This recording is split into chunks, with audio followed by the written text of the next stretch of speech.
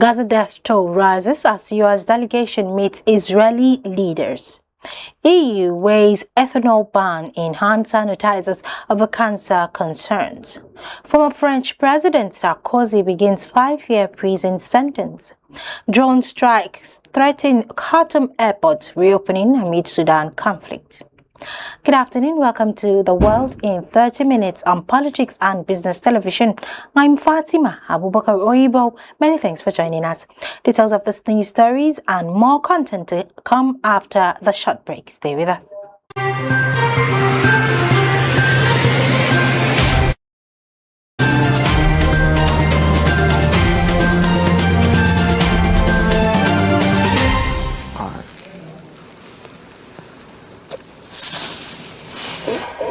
Welcome back. Now the news in full. Tensions escalated in Gaza as Israeli airstrikes and military operations reportedly killed dozens of Palestinians despite an existing ceasefire agreement. On Monday alone, at least 57 bodies were taken to the hospitals across the enclave, marking one of the deadliest days in recent weeks. The strikes came amid accusations that Hamas violated the truce, claims the group denies, while Israel continues its offensive across southern Gaza, the new Arab.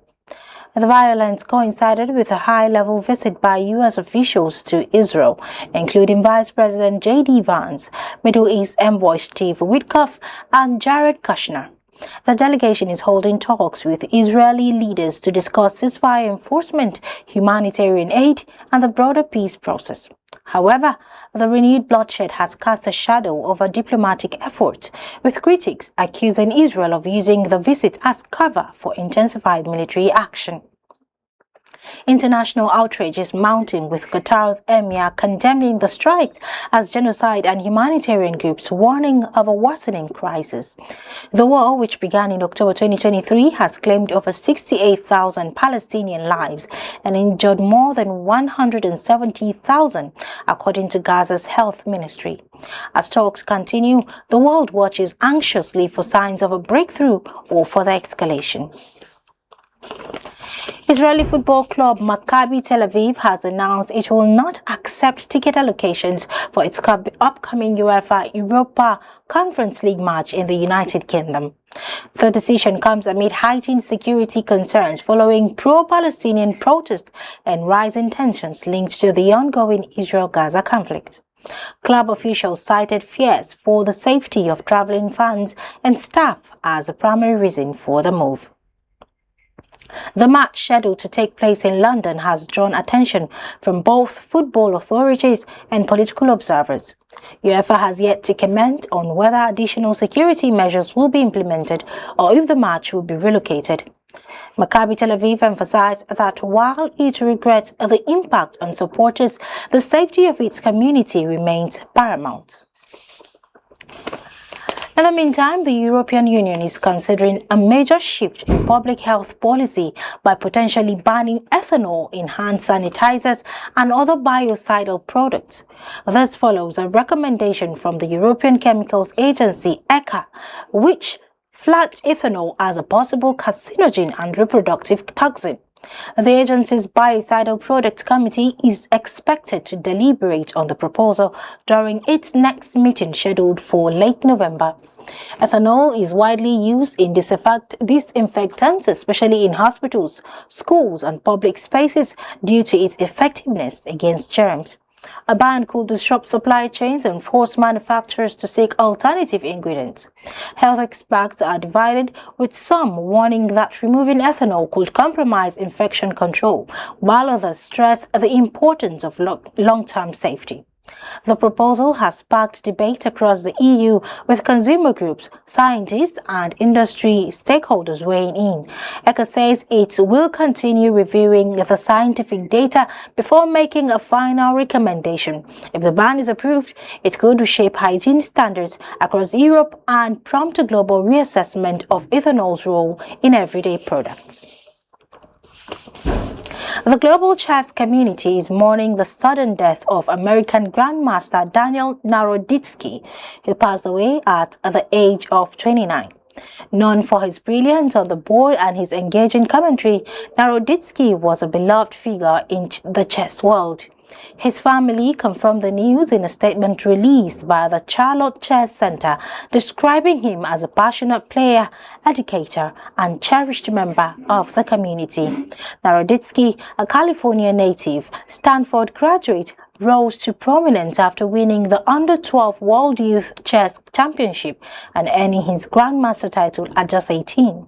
The cause of his death has not been disclosed, but tributes have poured in from fans and fellow players worldwide, remembering him for the joy and inspiration he brought to the game.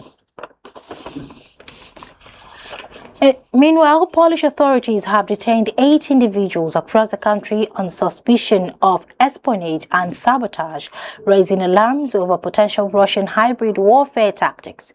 Prime Minister Donald Tusk confirmed the arrest, stating that operational activities are ongoing. Officials believe the suspects were conducting reconnaissance of military sites and critical infrastructure, preparing sabotage materials, and even carrying out attacks. The detentions come amid growing concerns that Moscow is orchestrating a network of spies and saboteurs throughout Europe, targeting nations that support Ukraine. Poland has previously reported drone incursions and cyber attacks believed to be linked to Russian efforts to destabilize the region.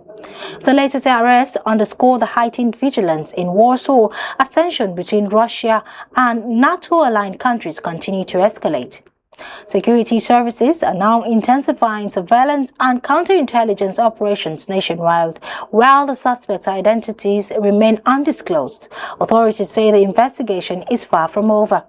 The crackdown reflects Poland's broader strategy to fortify its defenses against unconventional threats and safeguard its sovereignty in an increasingly volatile geopolitical climate.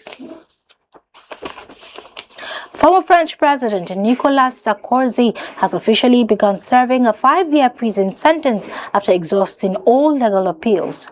The conviction stems from charges of corruption and illegal campaign financing, including allegations that he received millions in illicit funds from former Libyan leader Muammar Gaddafi during his 2007 presidential campaign.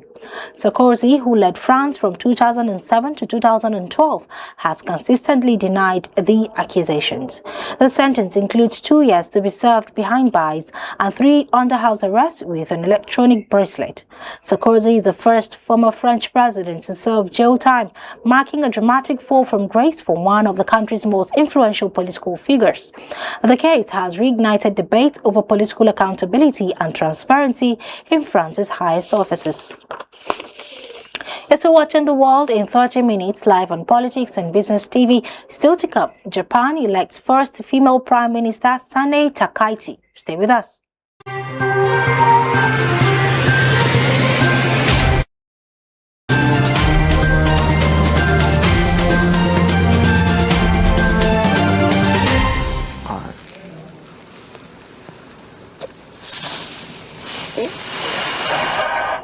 Welcome back.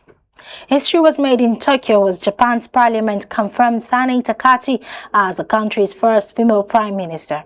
The ultra-conservative leader of the Liberal Democratic Party secured 237 votes in the 465-seat lower house, following a last-minute coalition deal with the right-wing Japan Innovation Party. Takaichi, a protege of the late Shinzo Abe, replaces Shigeru Ishiba, and in a 3-month political vacuum after the LDP's election defeat in July. Her appointment signals a sharp turn to the right on immigration and social policies, with little expectation of progress on gender equality. Despite breaking a historic barrier, Takaichi's government remains 2 seats short of a majority, raising concerns about political instability. She has pledged to close Japan's gender gap in leadership and is expected to name Satsuki Katayama as the country's first female finance minister. Still in Asia, Myanmar's military has arrested more than 2,000 people in a sweeping raid on KK Park, a notorious camp compound near the Thai border. The sprawling center, long linked to international criminal syndicate, was reportedly used for illegal gambling, money laundering, and online romance and investment scams. State media confirmed the arrest and said the operation spanned over 250 buildings within the compound.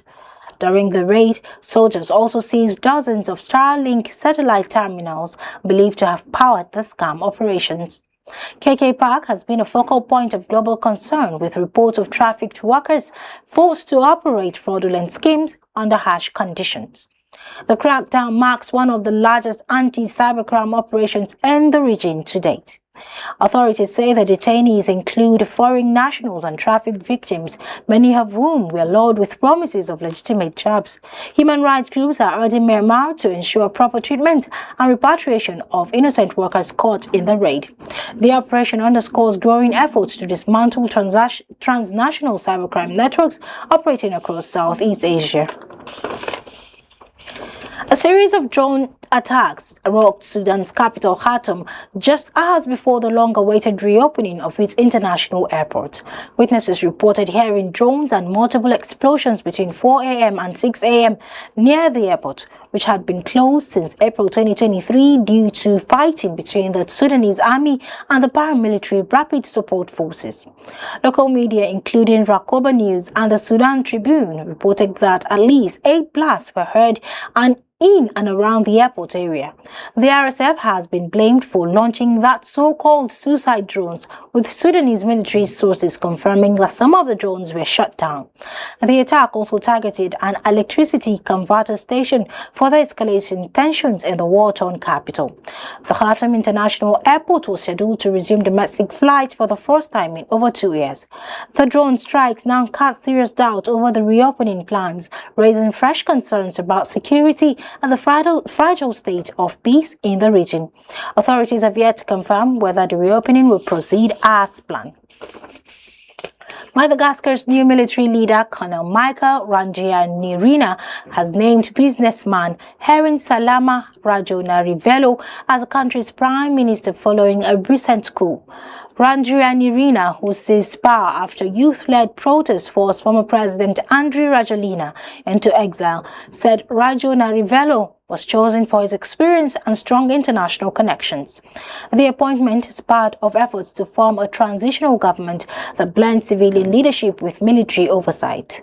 Rajonarivelo, a prominent figure in Madagascar's private sector and former head of the National Employees Association, is expected to help ease the country's democratic isolation. The transitional administration will reportedly govern for 2 years before general elections are held. Meanwhile, Rajoelina has condemned the coup and refused to officially step down despite being impeached for desertion of duty. And that wraps up the program, but before we go, the headlines again. Gaza death toll rises as U.S. delegation meets Israeli leaders. EU weighs ethanol ban in hand sanitizers over concerns. Former French President Sarkozy begins 5-year prison sentence. Drone strikes threaten Khartoum Airport reopening amid Sudan conflict. From me, Fatima Abubakar Oyibo, to have a lovely day. Bye for now.